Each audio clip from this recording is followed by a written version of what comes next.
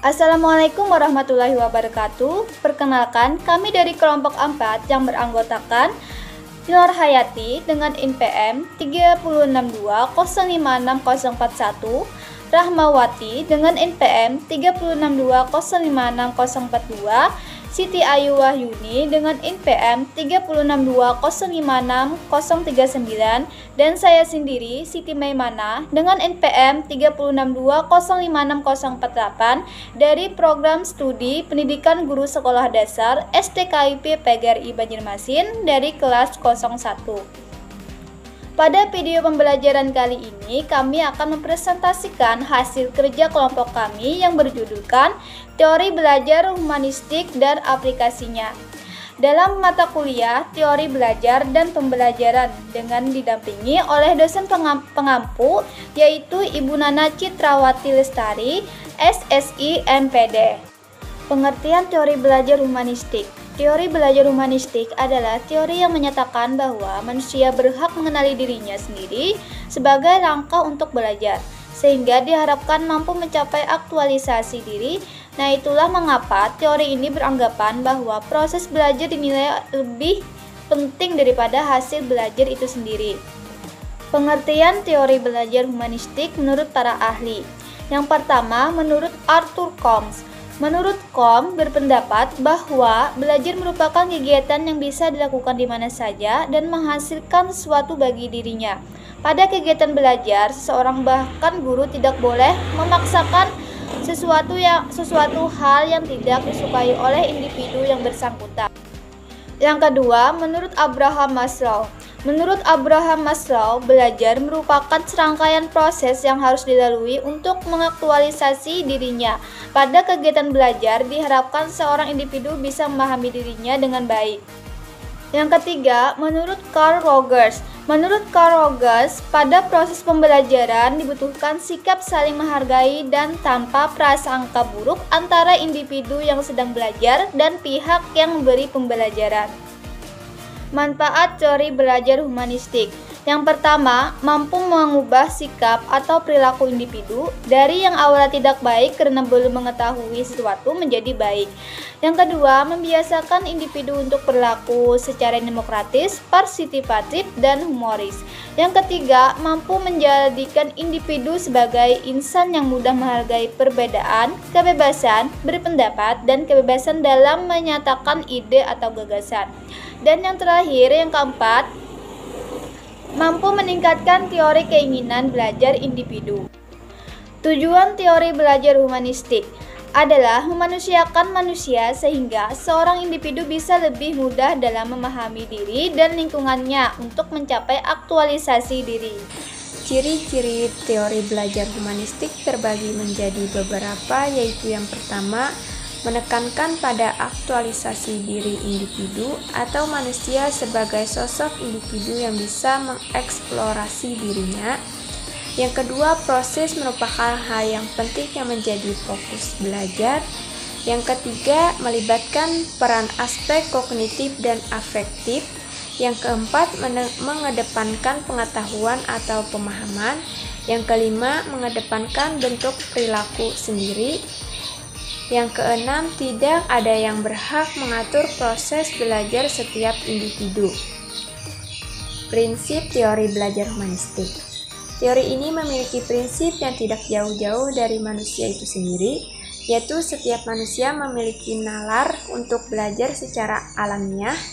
Belajar terasa sangat bermanfaat jika memiliki relevansi dengan maksud tertentu.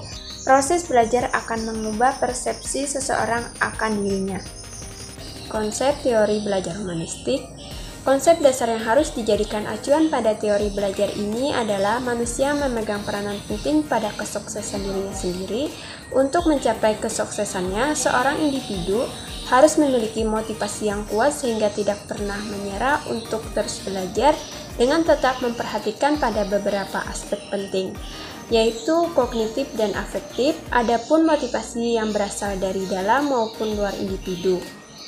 Selain motivasi, seseorang juga harus memahami bagaimana cara belajar teori humanistik. Macam-macam teori belajar humanistik. Yang pertama, teori belajar Arthur Combes. Teori ini berpandangan bahwa belajar akan terasa berarti bagi pembelajar itu sendiri. Yang kedua, teori belajar Bloom dan Caldwell.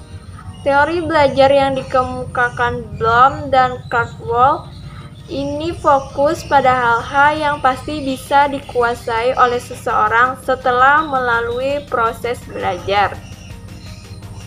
Yang ketiga, teori belajar Carl Rogers. Teori ini dikemukakan oleh tokoh psikologi humanistik dari Illinois, Amerika Serikat. Menurut Carl Rogers, belajar harus melibatkan sisi intelektualitas dan emosional peserta didik. Yang keempat, teori belajar Maslow. Teori yang dikemukakan oleh Abraham Maslow ini berpandangan bahwa setiap individu akan berusaha memenuhi kebutuhan hierarkis hidupnya. Kelebihan dan kekurangan teori belajar humanistik. Kelebihannya, yang pertama, menekankan pada pembentukan pribadi, hati nurani, perubahan sikap setiap individu. Yang kedua, bisa menumbuhkan minat seseorang untuk terus belajar. Yang ketiga, menjadikan seseorang memiliki pengalaman yang berarti. Yang keempat, menumbuhkan kreativitas individu. Yang kelima, bisa mengubah sikap dan pola pikir individu. Dan yang keenam, semakin lama seseorang pembelajar bisa mencapai aktualisasi dirinya dengan baik. Kelebihan dan kekurangan teori belajar humanistik. Kekurangannya terbagi menjadi 6. Yang pertama, proses belajar bisa gagal jika tidak ada kesungguhan dari setiap individu. Yang kedua, bisa memunculkan sikap individualisme. Yang ketiga, peran peserta didik menjadi terbatas karena hanya sebagai fasilitator. Yang keempat, bisa memicu kesenjangan. Keberhasilan setiap individu jika terdapat sebagian individu yang sulit untuk mengenali potensi dirinya. Yang kelima, tidak bisa dijadikan metode pembelajaran secara praktis. Dan yang keenam, guru tidak boleh lelah dalam memotivasi peserta didiknya. 2.2 Teori belajar humanistik dan penerapan dalam pembelajaran. Teori belajar ini bisa diterapkan oleh setiap individu di luar pendidikan formal maupun diterapkan di dalam pembelajaran pendidikan. Sementara itu, aspek pendidikan menurut teori belajar humanistik adalah aspek kognitif dan afektif. Jika hanya fokus pada aspek kognitif saja, proses belajar tidak akan membawa perubahan perilaku pada peserta didik. Teori belajar humanistik dan aplikasinya dalam pembelajaran terbagi menjadi 2 poin. 1. Langkah-langkah pembelajaran. Menentukan terlebih dahulu tujuan pembelajaran. Merumuskan materi pembelajaran sesuai dengan tujuan pembelajaran. Melakukan identifikasi awal terhadap kemampuan setiap siswa. Melakukan analisis topik untuk mengidentifikasi kemungkinan keikutsertaan peserta didik pada pembelajaran tersebut. Membuat rancangan fasilitas belajar. Memberikan bimbingan agar peserta didik bisa belajar secara aktif. Mendorong peserta didik untuk memahami makna dari pengalaman selama belajar.